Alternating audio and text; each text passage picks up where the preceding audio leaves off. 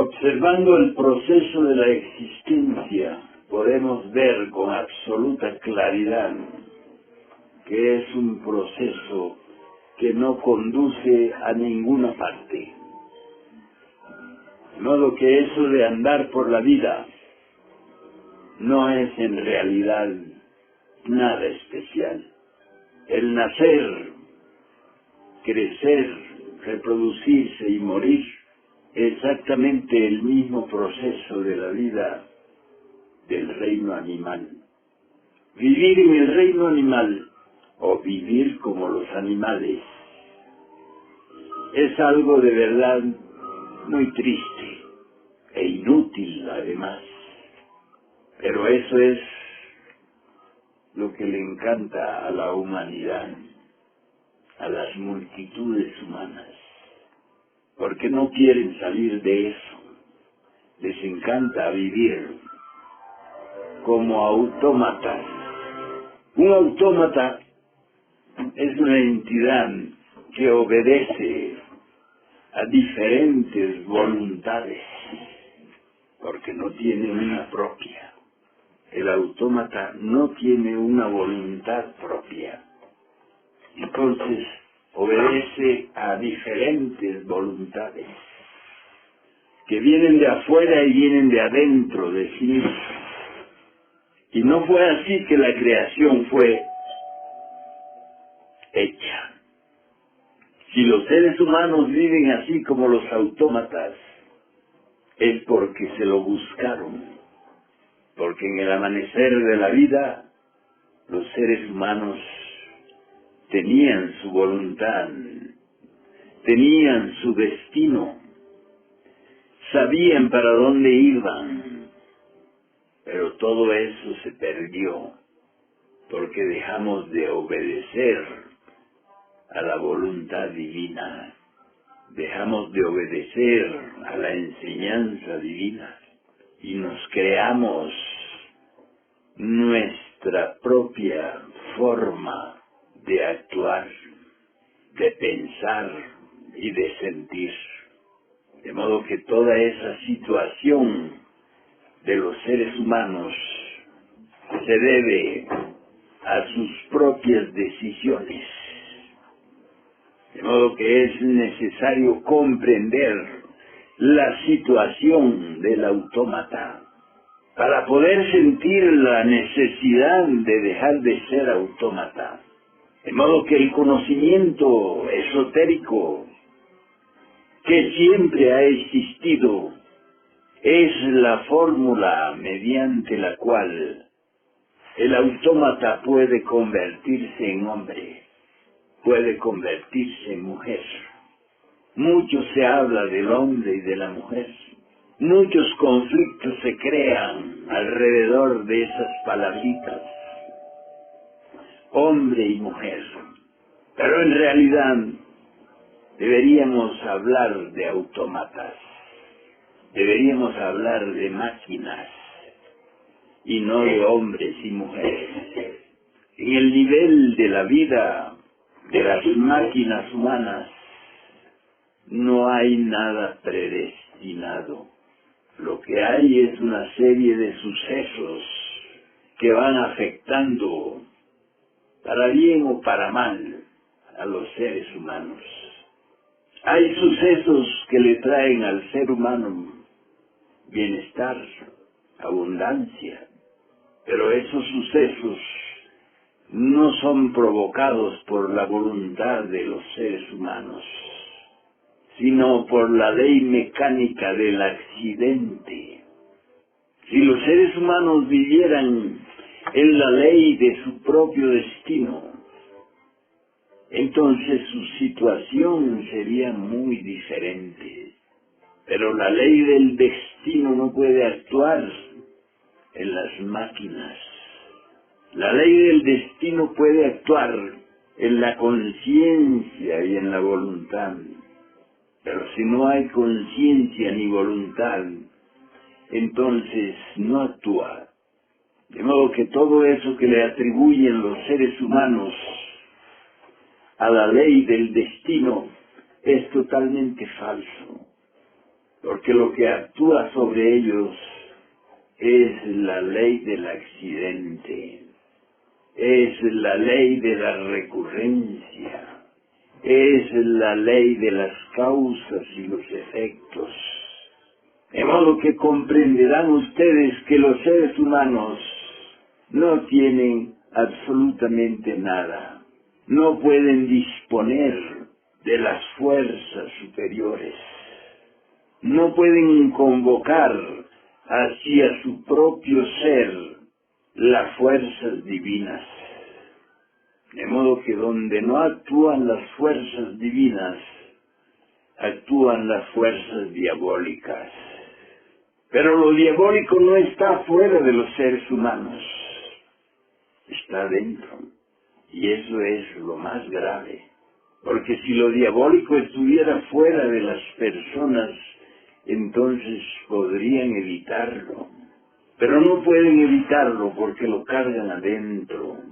Ahí donde debería actuar el alma, el ser, el espíritu universal, lo que actúan son fuerzas diabólicas.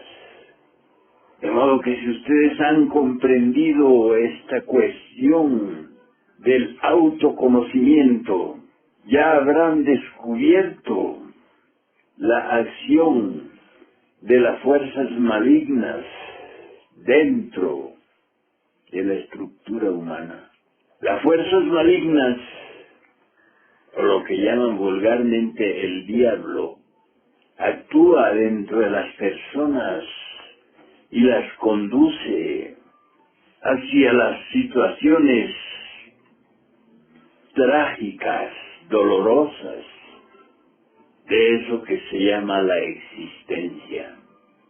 De modo que este conocimiento que les estamos transmitiendo está dirigido a producir dentro de las funciones psíquicas del ser humano un cambio, una transformación. Porque si ese cambio, esa transformación no se opera dentro de las máquinas humanas, entonces no puede haber nada nuevo. Todo será una constante recurrencia de lo mismo, de los mismos conflictos, de las mismas angustias. De modo que el conocimiento debe ser tomado como una formulación nueva para cambiar todo lo viejo, todo lo rancio y podrido que hay dentro de la máquina humana. Una máquina es una entidad que no puede moverse por sí sola, que no puede actuar por sí sola. Necesita que algo venga y se introduzca en su accionar. Así, por ejemplo, un automóvil tiene alguien que entrar en él, encenderlo y ponerlo a funcionar. Así, dentro del ser humano acuden fuerzas malignas que lo hacen moverse, que lo hacen accionar, que lo hacen pelear, que lo hacen equivocarse e ir por el camino equivocado. De modo que es necesario que ustedes comprendan la necesidad de introducir voluntariamente en los procesos internos de sus vidas nuevos factores, nuevos elementos de juicio, nuevos factores de equilibrio. Y eso es lo que ha sido siempre el conocimiento esotérico, la sabiduría de los maestros, porque no hay para el ser humano ninguna otra proposición que pueda hacerlo enrumbar su vida hacia otros intereses seres humanos viven hipnotizados con los elementos que propone la vida. ¿Qué es lo que la vida propone? Elementos externos, valores externos. Por eso es que en el Evangelio de Cristo dice que los enemigos del alma son el mundo, el demonio y la carne. El mundo, porque en el mundo están todos los elementos que atraen y fascinan la atención de los seres humanos. El demonio, porque siempre está presente en todo lo que vamos a hacer, en todo lo que intentamos hacer. Y la carne, que es lo mismo que decir el sexo, mantiene a los seres humanos en una tendencia permanente hacia lo incorrecto, hacia la utilización incorrecta de los órganos creadores. De modo que es preciso comprender muy seriamente qué es lo que estamos haciendo aquí, de dónde hemos venido y para dónde vamos. Las personas que no tienen estas inquietudes estarán siempre dando vueltas en un círculo vicioso, repitiendo constantemente las mismas rabietas, los mismos odios, la misma lujuria, la misma gula. Y sin embargo, todos se sienten muy orgullosos de sí mismos.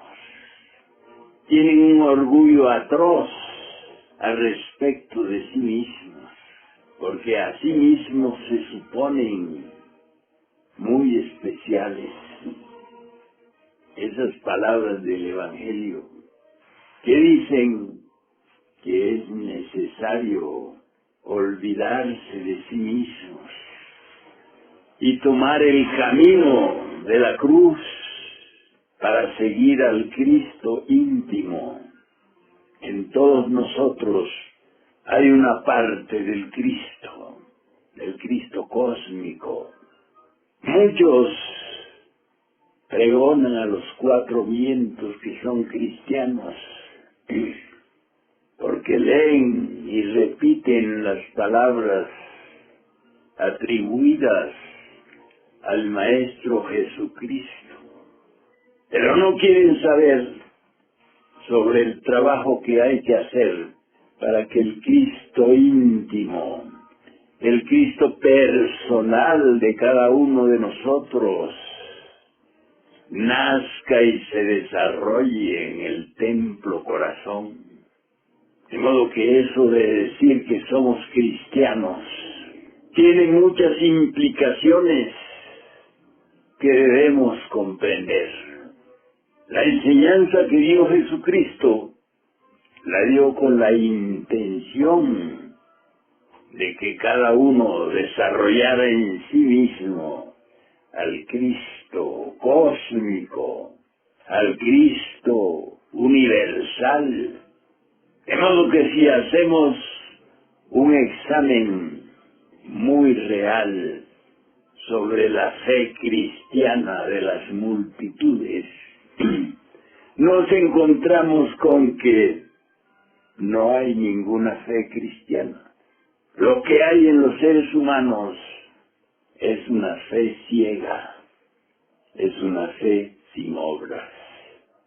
En la epístola universal del maestro Tiago dice claramente: muéstrame tu fe y yo te mostraré mis obras. De modo que la fe sin obras es muerta. Si decimos que tenemos fe en Jesucristo, pero andamos rompiendo las normas establecidas por esa gran religión llamada el cristianismo, entonces no somos ningunos cristianos. Debemos pensar entonces muy seriamente en la necesidad de actuar, pensar, sentir y copular de acuerdo con esa gran enseñanza llamada el cristianismo.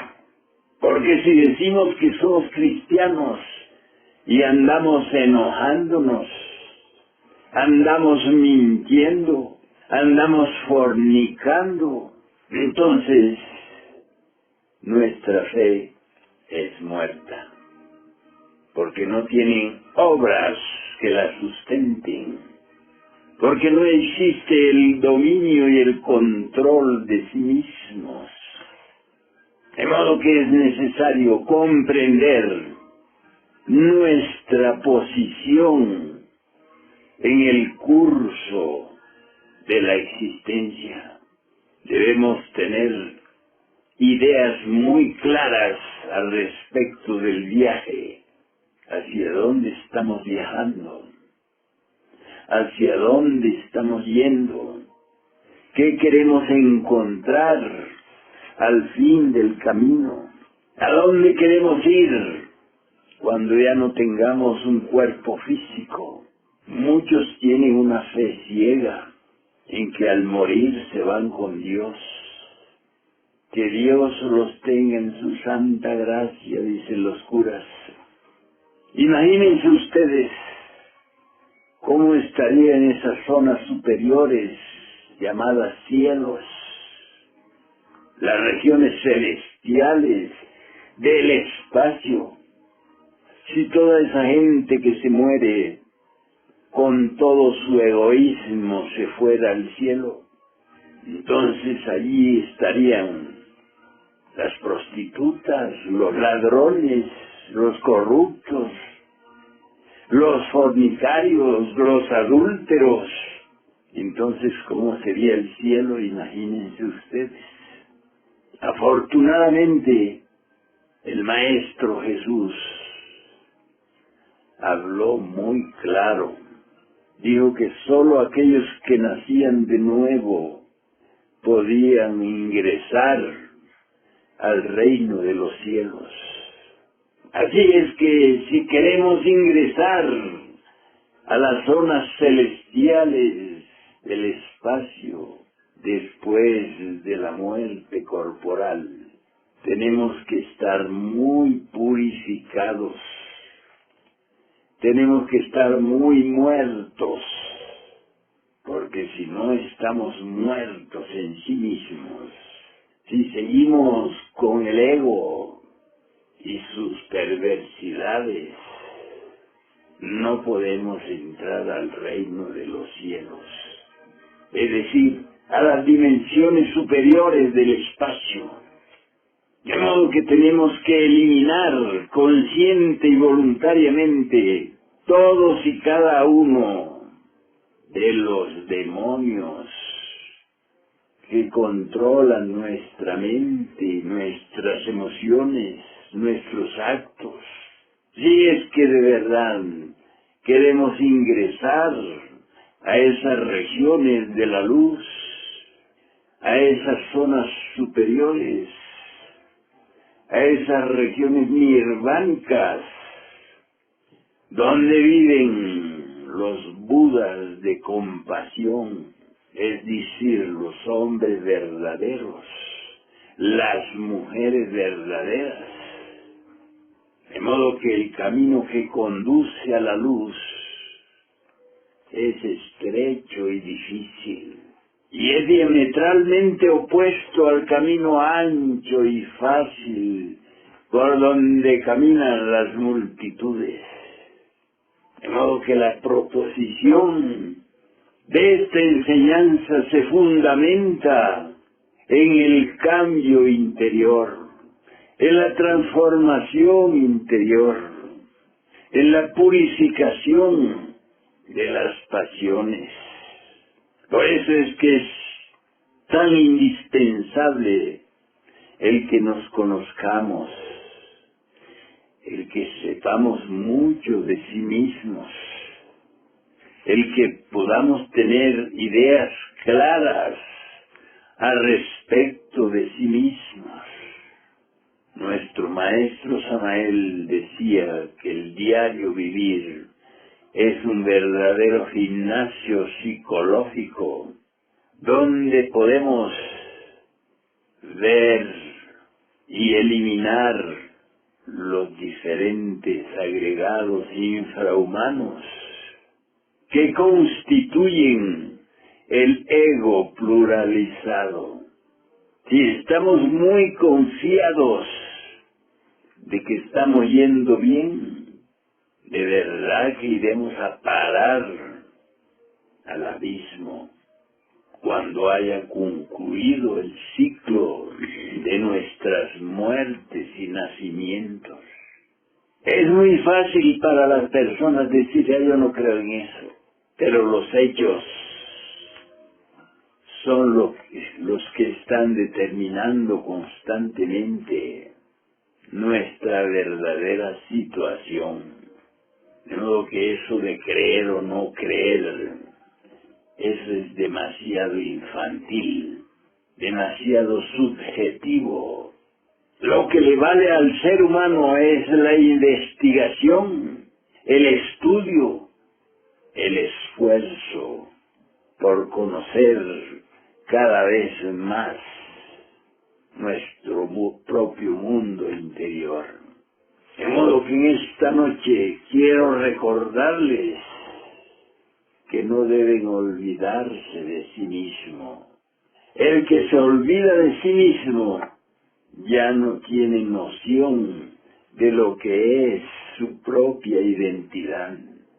No debemos, pues, permitir que la identificación, la fascinación, el hipnotismo de la vida nos haga perder la noción de lo que somos, la noción de nuestro propio nivel de ser. Todos los días, pues, debemos acordarnos de sí mismos con mucha intensidad y con mucha frecuencia. Todos los días debemos analizar cuánto tiempo nos hemos olvidado de sí mismos, cuántas horas en un día nos hemos olvidado de sí mismos y nos hemos identificado con las cuestiones puramente externas. Es claro que hay muchas cosas externas que debemos cuidar, pero sin olvidarnos de sí mismos. Tenemos que lavar la ropa, tenemos que tender nuestra cama, preparar los alimentos, trabajar en la fuente donde nos ganamos el sustento. Pero todo eso podemos hacerlo sin olvidarnos de sí mismos. Así es como nos vamos haciendo autoconscientes.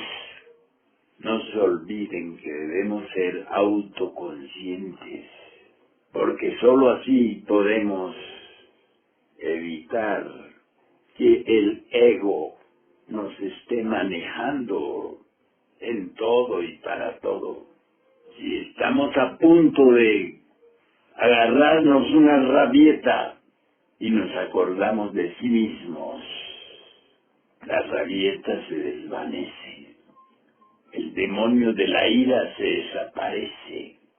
Y así con todas las acometidas de esos demonios que viven dentro, en el universo interior. Eso de mirarnos al espejo y pensar que nos conocemos es una falsedad.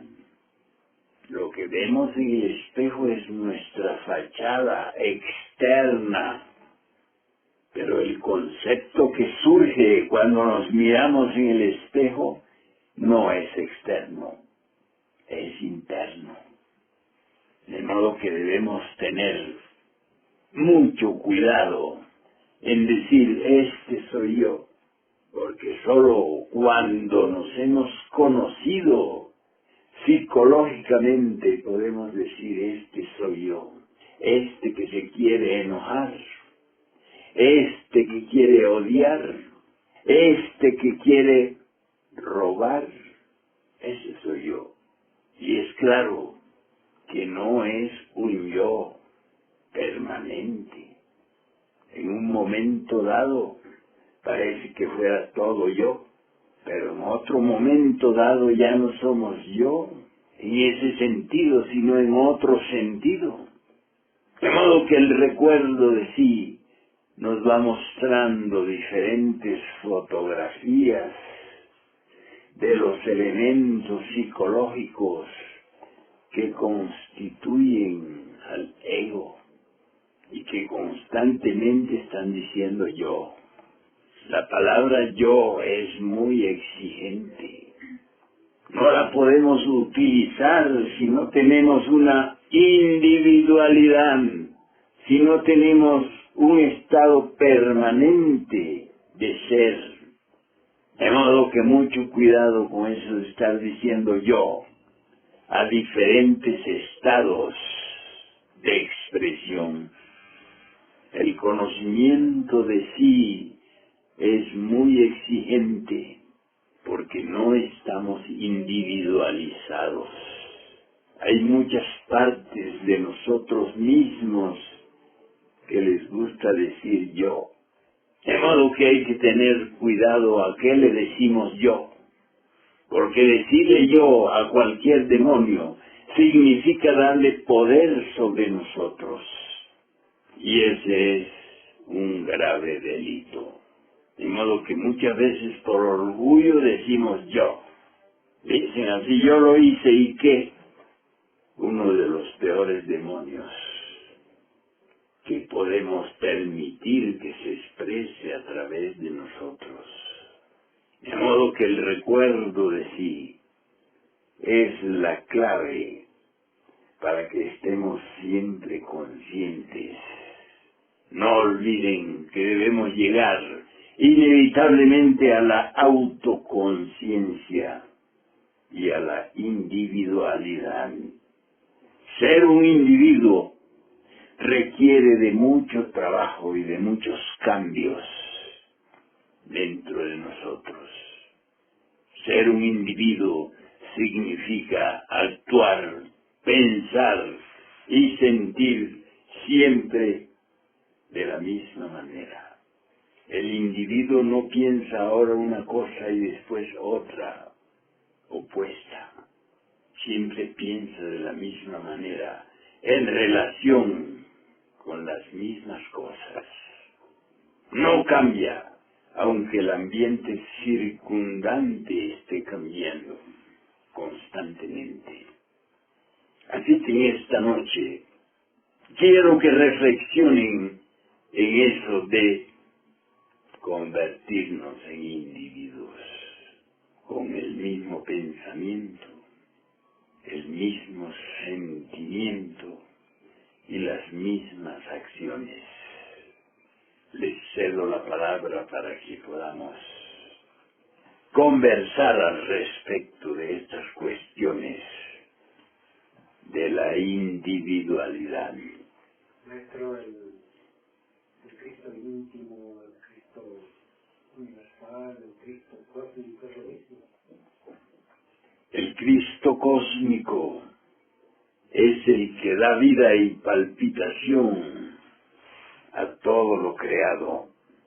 Cuando esa sustancia crística se acumula en el corazón y en el alma de algún individuo, entonces se convierte en el Cristo íntimo, particular de cada uno.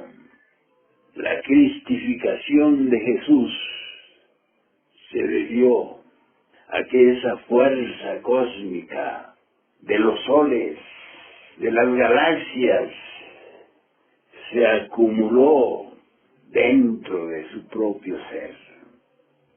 Así se convirtió en el Cristo Jesús.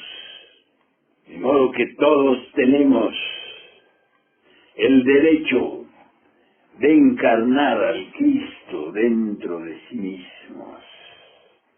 dentro de nuestro propio corazón. Pero eso solo es posible cuando hemos alcanzado la individualidad. Creo que es necesario aclarar esta cuestión de que habría una contradicción en las palabras de Jesucristo que dijo, niéguense a sí mismos. ¿En qué sentido? Hasta cuál es el alcance, porque el trabajo básico acá es el recuerdo, no olvidamos de nosotros mismos. El negarse a sí mismo quiere decir que usted no se identifica con su idea de sí mismo, que usted no se identifica con sus diversos yoes, con su ego. Entonces quiere decir que usted se niega a seguir viviendo con su ego. Eso quiere decir negarse a sí mismo. Porque si no hay esa negación del ego, entonces seguimos con él. Eso quiere decir negarse a sí mismo, dejar el amor propio. El amor propio es uno de los factores más perjudiciales del ser humano, porque hay esa tendencia siempre a querer que todo acontezca como a nosotros nos gusta. Y cuando algo no está como nos gusta, entonces nos enojamos. Nos enojamos con las personas. De modo que en el diario vivir hay infinidad de factores que deben ser eliminados para que nos sustenten el amor propio, el amor de sí. Cuando conseguimos llevar a la práctica eso de que el respeto al derecho ajeno es la paz, cuando pongamos eso dentro de nuestro corazón y lo ejecutemos constantemente, entonces habremos alcanzado la renuncia de sí mismos. Eso quiere decir. ¿Has entendido? Entonces, maestro, cuando hablamos de recordarnos a nosotros mismos, hablamos de un recuerdo de la conciencia, del aspecto divino, espiritual que tenemos en ese sentido. Cuando hablamos de recordarnos a sí mismos, estamos hablando de que no haya olvido de nuestro propósito de cambiar. Eso es el recuerdo de sí. No olvidar nuestro propósito de cambiar, de superarnos, de elevarnos por encima de las pasiones humanas. Maestro, el Cristo cósmico es como otra divinidad, es una parte de Dios, eso no puedo explicar. El Cristo cósmico es la fuerza que sustenta todo lo creado. Donde no está el Cristo, hay oscuridad y muerte.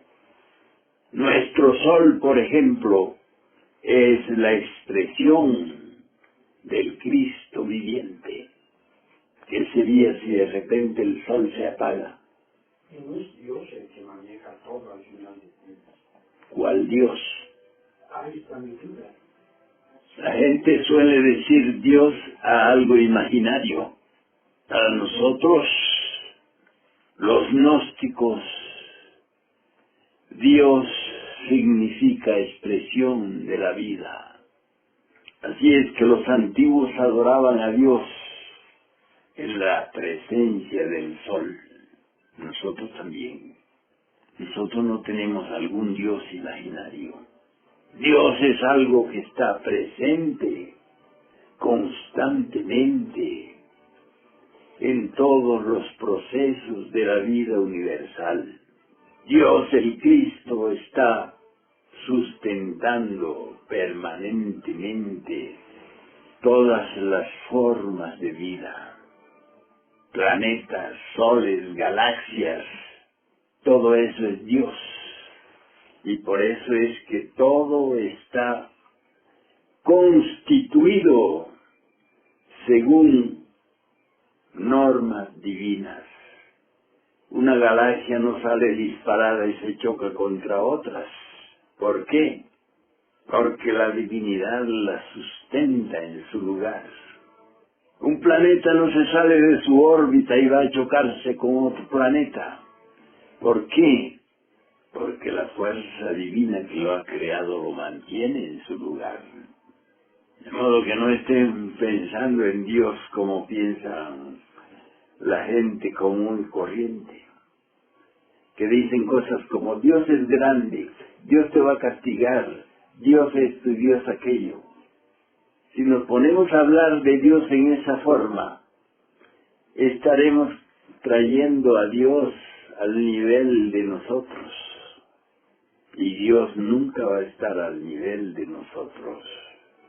Nosotros tenemos que buscar, mediante nuestros cambios y transformaciones, elevarnos al nivel de lo divino, al nivel de Dios.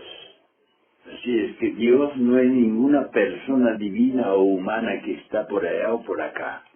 Dios es la fuerza que sustenta al universo en su orden y en su estructura. De modo que por ahí los pseudo religiosos se mofan de los antiguos egipcios, incas, aztecas, porque adoraban al sol como la máxima expresión de la divinidad.